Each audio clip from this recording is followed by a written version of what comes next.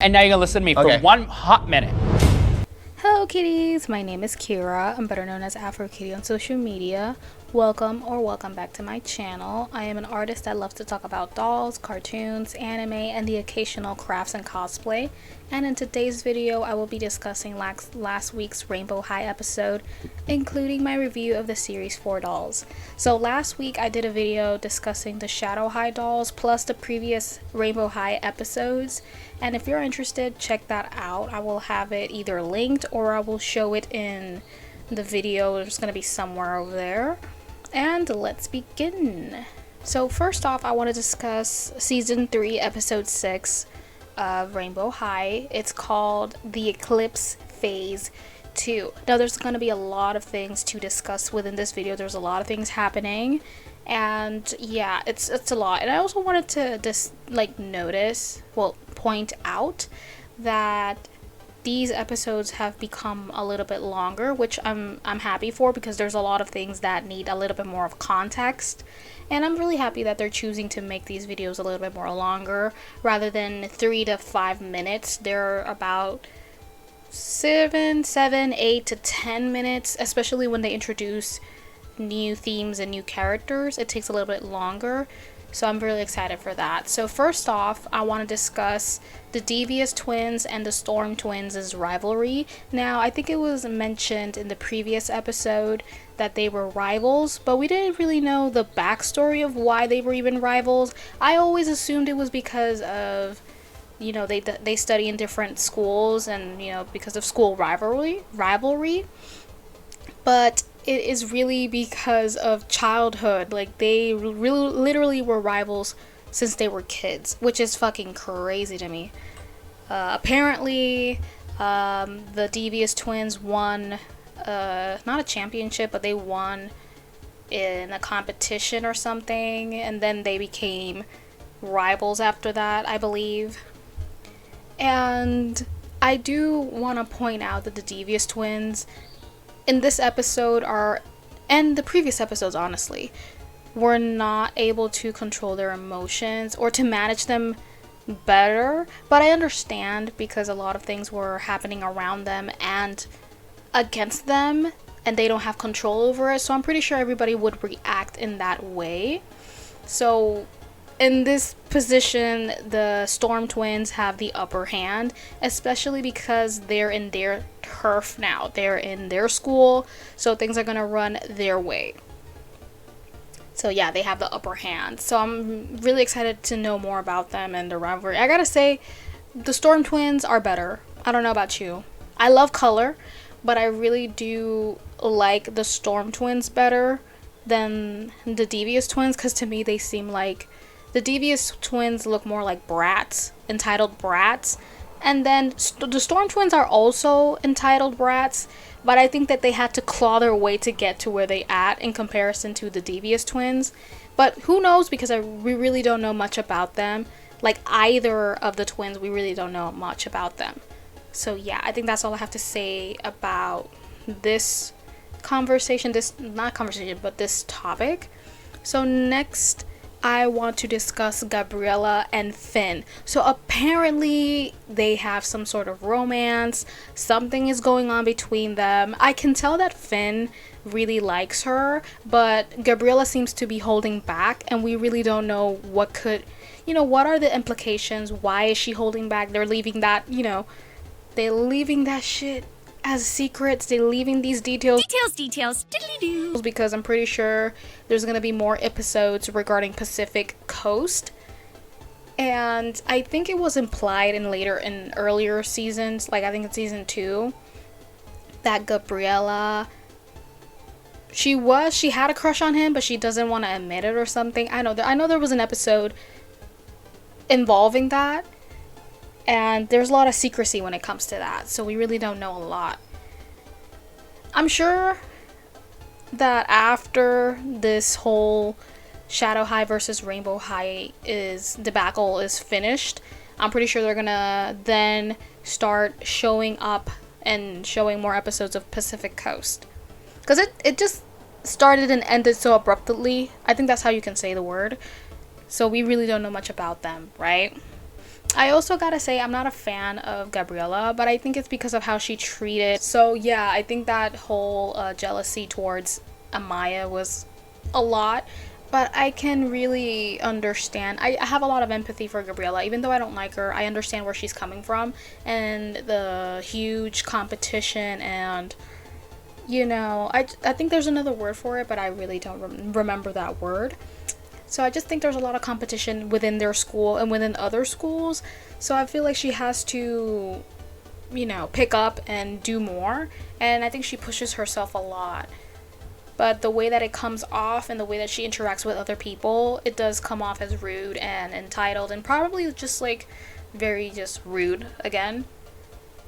And I know she wants to impress the people that she really admires, which I think it was Jed Dawson. So yeah, of course, I'm not trying to excuse her behavior. It's not okay. But I'm actually just curious to know what's going to happen with those two.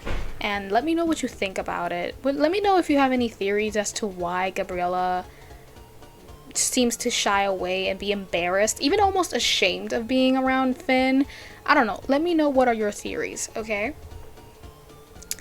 Next we have the introduction of Series 4 Mina Floor and Jewel Richie, and I think they look fabulous.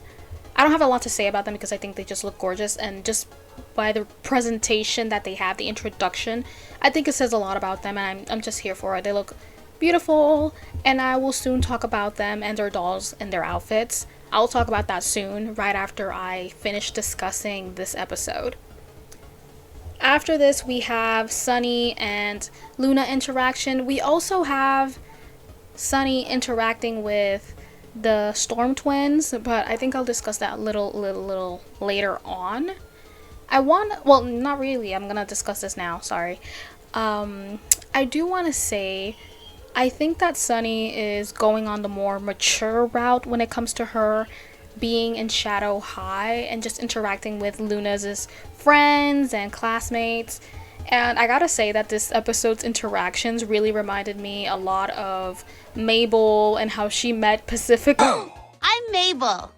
That sounds like a fat old lady's name. I'll take that as a compliment.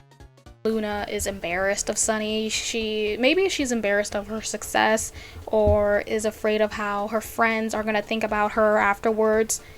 I'm not sure. I hope that this next episode, this Friday, I hope that they discuss and have these girls have more interaction with each other, because Sunny seems to be genuinely she probably cares about her sister, but since they have this distance and they're rivals, then they should hate each other. I'm not sure. God knows.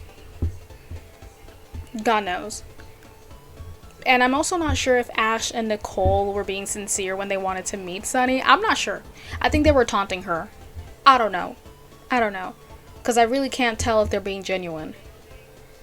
Now, I'm going to discuss Shadow High Team. Now, in this episode, they actually did another scheme. They had another scheme up their sleeves.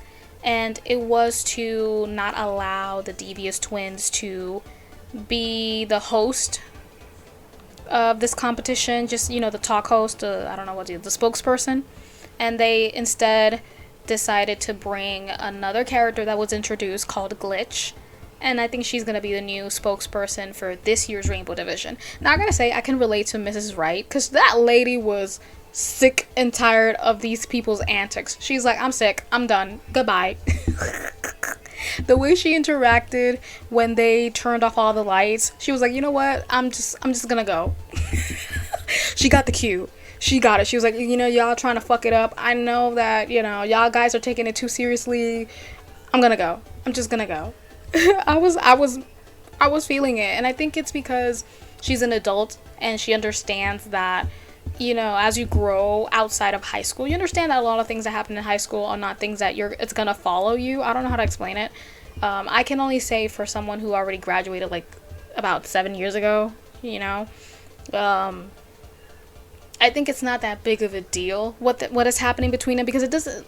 I mean between the schools. I just feel like it's not friendly rivalry. It's like it's literally like life or death situation, and I get it because both schools are elite and they want to, defend their reputation. Yeah, let's just say that. So overall, when it comes to that, the Shadow High team, I think they have more tricks up their sleeves. I don't think this is going to be the end of it. They're going to pull out some schemes, and I hope they don't cheat, though. I hope that they do things that will help them, but do not cheat. Have the revelation that Ainsley will no longer be studying at Rainbow High, and she is now a part of Shadow High. Now, I think this is one of the most important elements of this episode. It's kind of like the most important reveal of this episode. And I have to say, I think it was bound to happen ever since she changed degrees. I think she felt alienated. I think that's how you say it. Alienated after she, changed careers in her last year of school. I think they're seniors. And I don't think she felt that she had the support of her friends. Maybe not in the way that you expect, I guess. And I do think, again, it was bound to happen. She felt off, she felt out of place.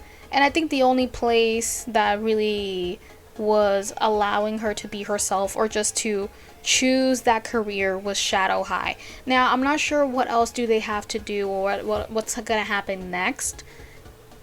But I just feel like it's unfortunate for her friends to witness this while there's a competition happening, right? I do think that was bad timing, of course, because she was trying to tell them earlier on to maybe to soften the blow, but it just happened all of a sudden, and I hope that they don't see her as the villain because of that.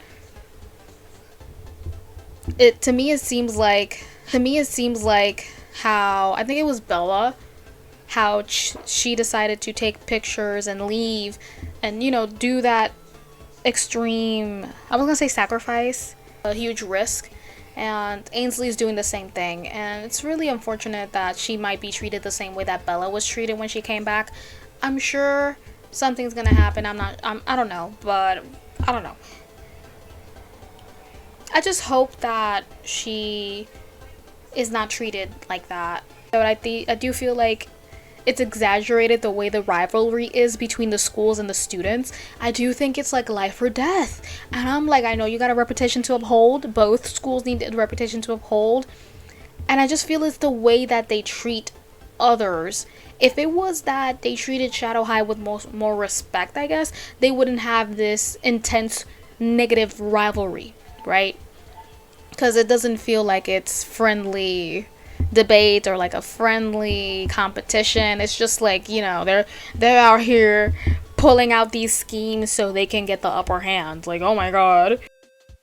And I'm also very, very curious to know what will happen with Ainsley specifically and her competing for the other team and how it's gonna affect the rest of the Rainbow High classmates, the groups, because she was a very popular character and girl from the previous high school, so I don't know how that's gonna work. Okay, so now that we are over discussing last week's episode, we're gonna discuss the series for dolls. Now I gotta say, I remember I saw a comment on my first Rainbow High video where I did discuss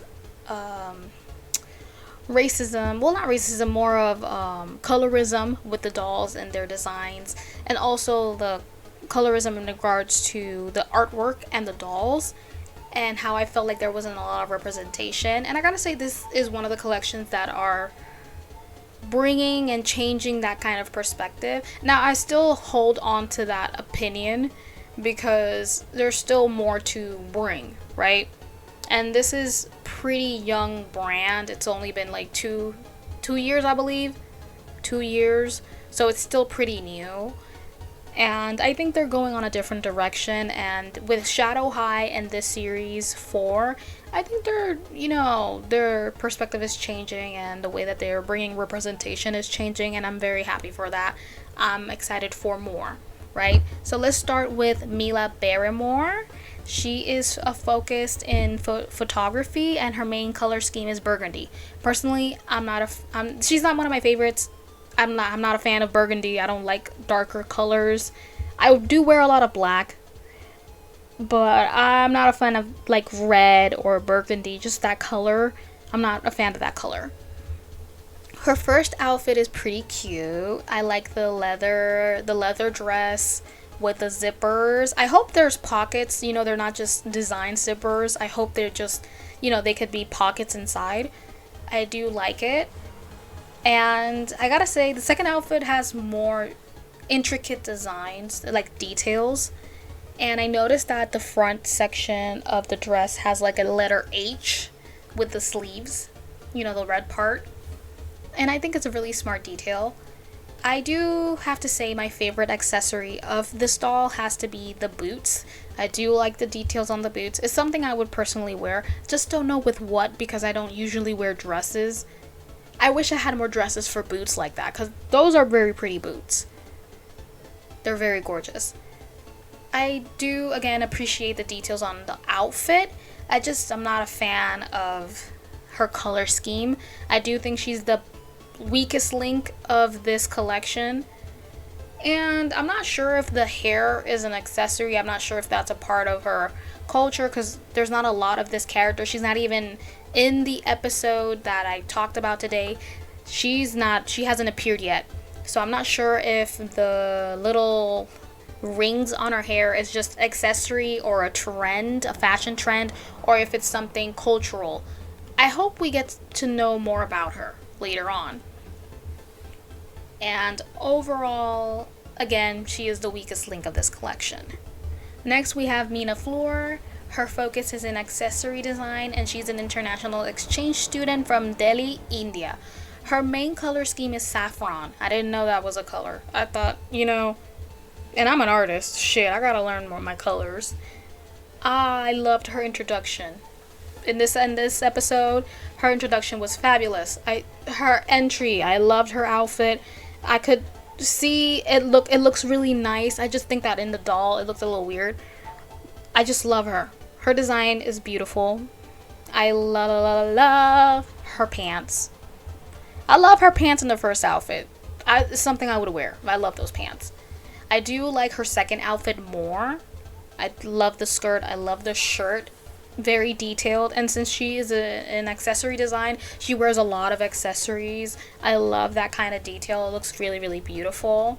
And I would like to know from Indian fans and creators, people who support this brand, I really want to know if this character, this representation is okay, if it's not cultural appropriating, if it's not done well. I would like to know your opinions on her design and everything. Just give it to me. I really want to know.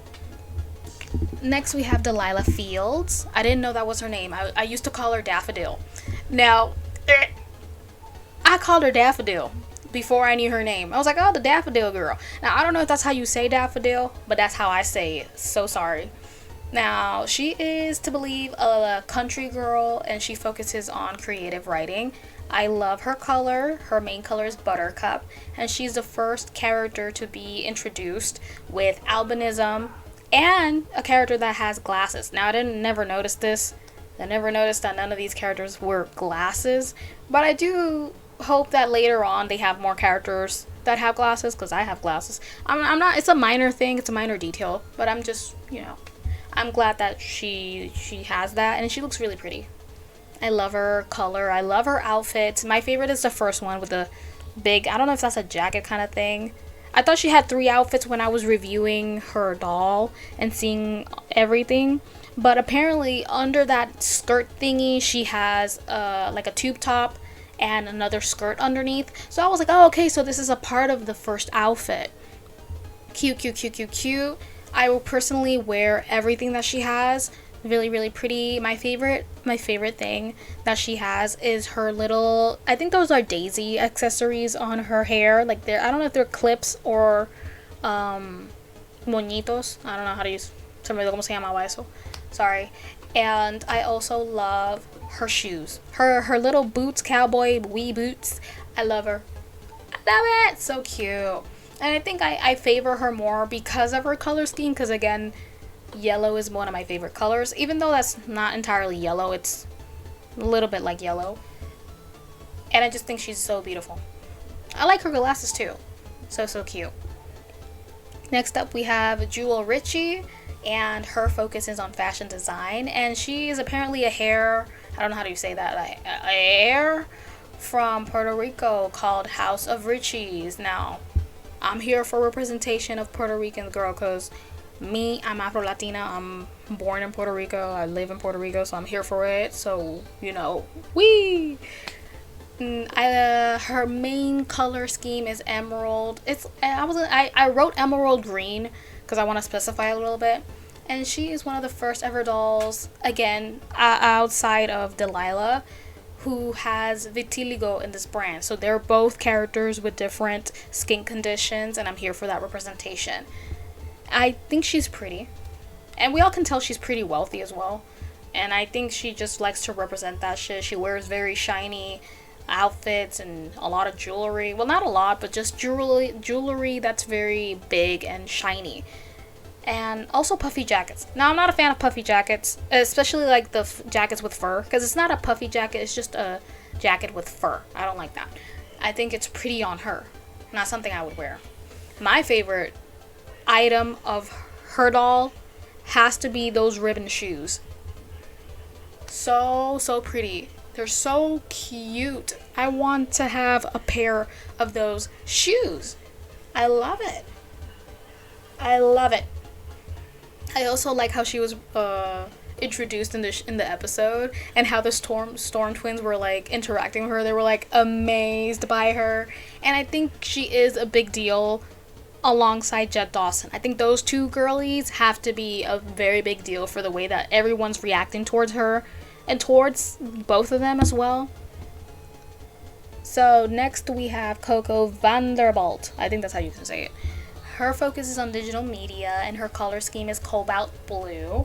I definitely like Coco. I do like her. I love her color scheme. You know what I wanted to say? I would like to have a dark-skinned girl like Coco with kind of like giving me cottagecore. Giving me Delilah Fields. I would like to have a darker skinned girl with like a color scheme that's pastel. I would love that shit. Would love it. That would look so lovely. I also like Coco. She looks beautiful. I love her color. I like how it complements her skin. Looks really beautiful. And I love her outfits. Her outfits are very cute. It does remind me a lot of female rappers, like female rap artists. It does give me that. I do like that puffy jacket that she has in the second outfit. I love that. That looks really, really pretty. I also like the sweatshirt that she wears on the first outfit. That was cute. That was very cute. I like her outfits. Pretty cute, casual. I think it's cute. And I think it just represents a lot who she is, right? And it makes sense, right? And again, I said my favorite items are the jacket and the first outfit top. It's just so comfy. It just looks so warm and comfy to wear, but also fabulous. So, 2 for 2. Lastly, we have Lila Yamamoto. So she is another student that focuses on visual arts, and her main color scheme is mauve. And I thought it was lilac, her color scheme, but apparently it's mauve. And I did like her. She is mentioned in, I was gonna say, the bio of Rainbow High Wiki. She is to be Japanese and Chinese descent, and most of her fashion is influenced by her cultures. Now, I do believe she's one of the prettiest of this collection alongside Coco and Delilah. I love them both. And I do think I think her, Delilah, and Mina are the most detailed characters, dolls of this collection. Because the details on the face, the details on the outfits, the details on the shoes, it took a lot of work for them to do that. Now, I am very curious to know if it's okay that they mixed a lot of traditional clothing onto this doll, because you have the kipao, I think is how you call it, on the second outfit. It's like the shirt. It's not a shirt, but it's like the top of a dress. I'm not sure if it's just a dress completely or if it's just a separate shirt. I gotta check it out. And then the skirt, I think it's Japanese if I'm not mistaken. And then the first outfit, she has a hanbok, which is Korean. It's a Korean traditional a shirt. I think it's part of a dress. I'm not sure why they added Korean into her, because it's mentioned that she's Japanese and Chinese. So I'm not sure why they added Korean, but you know, honey, don't know what's happening there. I do think she has a lot of beautiful items. I do hope that it's not culture appropriating, or if her and her outfits are not done appropriately. I do want to know, for the Asian fans and the Asian people who, you know, have this culture, you know, Koreans, Japanese, and Chinese. I really want to know if this character and her outfits are accurate and are appropriately designed, and if it's okay if they kind of mixed and match things. Okay, because it's a thing to dress in somebody else's culture. You just have to do it appropriately and not, you know, appreciate the culture and not appropriate the culture, right? Because that's something very, very big in media nowadays. So, you know, it's kind of not dangerous, but it's more not tiptoeing. You just have to do more research when it comes to representing different characters and from different cultures, you know, when you want to incorporate that in your brand. So my overall opinion with this series, I have to say I love Shadow High more than this series, but I am really happy that they're bringing different, they're doing more, you know. All of them were from different cultures. There wasn't white characters, I guess to say. We're not sure what, I'm not sure what race is. What was her name? Let me go check her. She was the first one, Mila. I'm not sure. It's not really stated. But I have to say that all of them are people of color, right? And I'm here for that shit. It's kind of like one of the first collections where the majority of the cast is people of color. Okay, so I'm good for that. Good for that. I want to know what you think about Ainsley joining the team. I'm just very excited to see the next episode. It's more entertaining. I'm getting entertained. I'm here for it, right? I want more information on Luna and Sunny and them interacting, because I want them to interact with each other. I really want to know what their sibling relationship is. And I think all of these girls are beautiful. They're beautiful, beautiful, beautiful. My favorites, my top 3 are Coco, Delilah, and Leela. Beautiful girlies. My favorite. Let me know which is your favorite from this brand and probably this collection. I want to know what you think. Are you team Shadow High or are you team Rainbow High? I want to know in the comment section below. Make sure to like, comment, subscribe, and make sure to press on, or I was gonna say step on it, sorry. You click that notification bell for more videos like this. And I say bye. Bye.